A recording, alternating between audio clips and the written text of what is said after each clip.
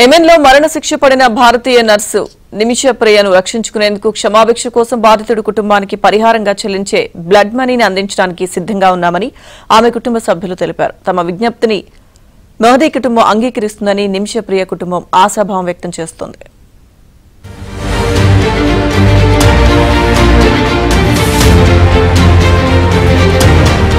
Kerala nurse నిమిష ప్రియ కొన్నేళ్లుగా యెమెన్లో పనిచేస్తున్నారు. ఆమెకు వివాహమై 8 ఏళ్ల పాప కూడా ఉంది.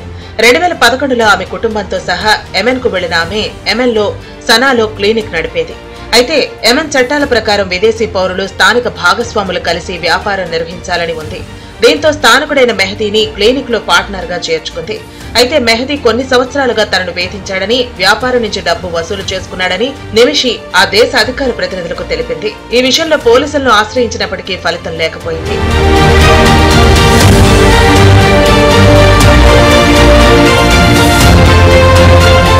ఈ క్రమంలో తన పాస్పోర్ట్ ను తిరిగి తీసుకునేందుకు మెహదీకి మత్తుమందును ఇంజెక్ట్ చేసింది.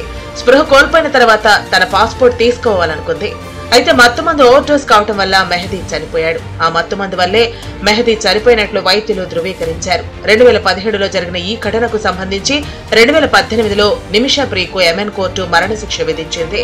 ఈ శిక్షపై నిమిషి 2023లో యెమెన్ సుప్రీంకోర్టులో అప్పీల్ చేయగా ఆ అప్పీల్ను సుప్రీంకోర్టు తిరస్కరించింది. ఈ కేసులో నిమిషి ప్రియకు యెమెన్ కోర్టు విధించిన మరణశిక్షకు అధ్యక్షుడు ఆమోదం తెలిపారు.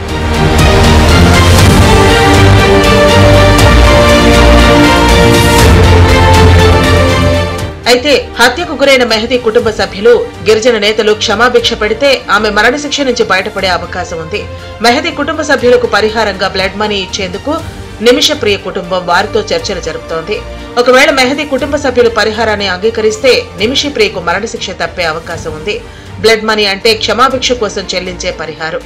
ఎవరైతే హత్యకు గురయ్యారో ఆ వ్యక్తి కుటుంబీకులు అంగీకరిస్తే వాళ్లు కోరిన భరణం చెల్లించి క్షమాభిక్ష పొందే అవకాశం ఉంటుంది.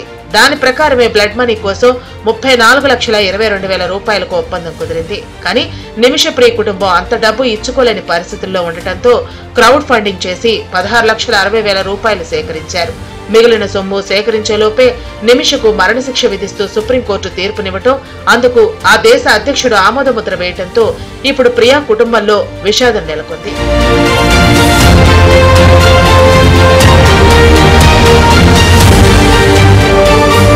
నిమిష ప్రియ కేసుపై భారత ప్రభుత్వం స్పందించింది. ఆమె కుటుంబ సభ్యులు పడే ఆవేదన తాము అర్థం చేసుకోగలమని, ఈ కేసులో ప్రభుత్వం తరపున అన్ని విధాలా సాయం అందిస్తామని భారత విదేశాంగ శాఖ తెలిపింది.